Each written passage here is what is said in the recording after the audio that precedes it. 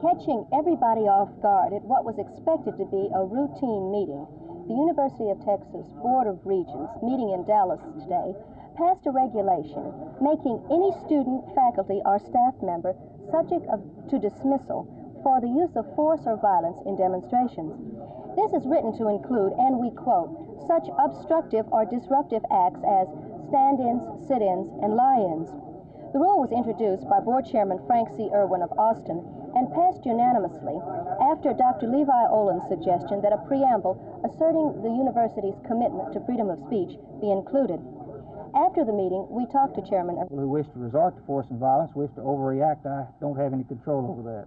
Do you think it might create some ill feeling in a group that wouldn't normally have demonstrated, or make a bigger issue out of demonstrations that might have gone unnoticed? Well, there's always the danger that somebody can make a cause out of any action that you take. I think our responsibility is to see that the academic work of the university is carried on without interference.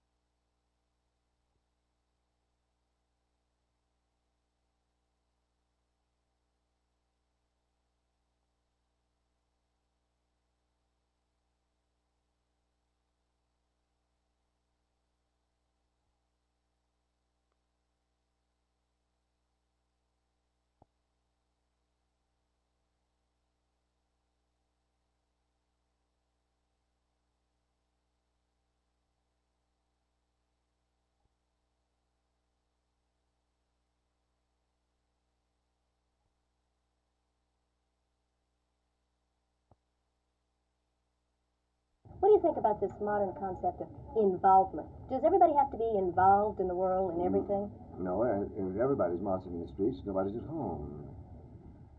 And when the students get out and march, shouldn't they be back in their dormitories reading something, trying to learn something? Well, doesn't marching accomplish something? I suppose it does, but I don't know quite what. Is there such a thing as an environment that creates an environment conducive to great literature or to the intellectual? Yes, we don't quite know what it is, except look at historically in the past. For some reason, at the end of the 16th century in England, there was a great flowering of the arts, particularly poetry.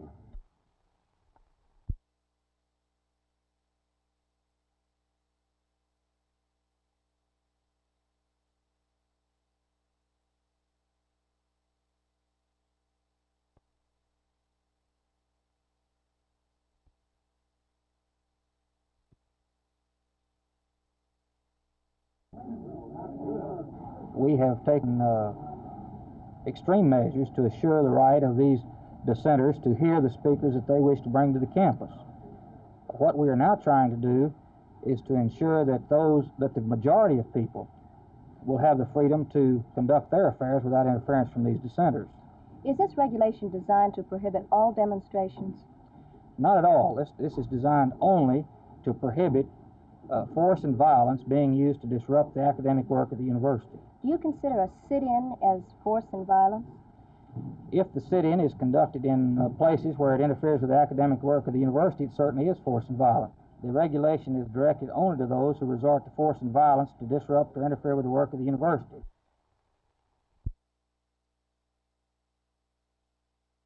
I'm thoroughly convinced that this idea of restraint, as proposed by the Attorney General, will inevitably lead to an escalation of the looting, the burning itself, because it generates a mob action.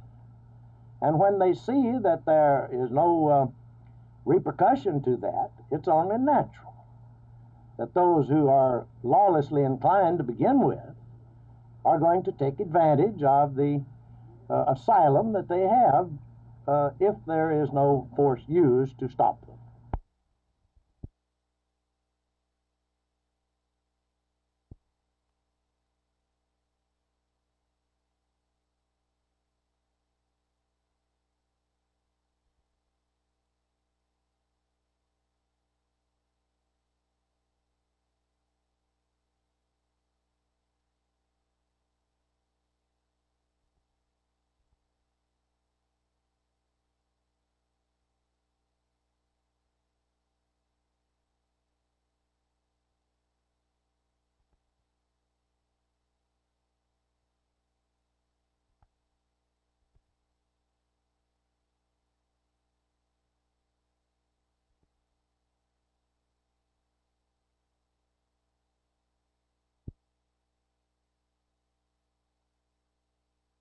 Do you have any statistics for boys who have grown up now?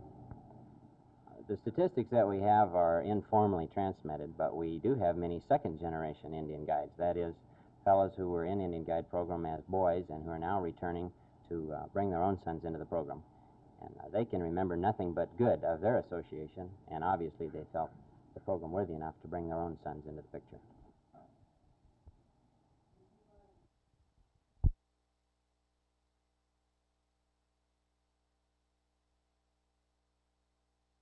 Will vote